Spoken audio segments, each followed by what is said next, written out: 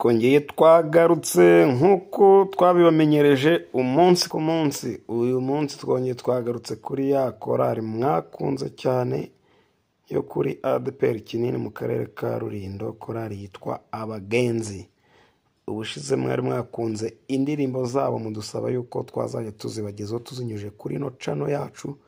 Twongeye kugarukana rero indi ndirimbo yabo nshyashya nanone babashije kudutangariza, basohoye mu gihe tutarashyikira album yabo yose.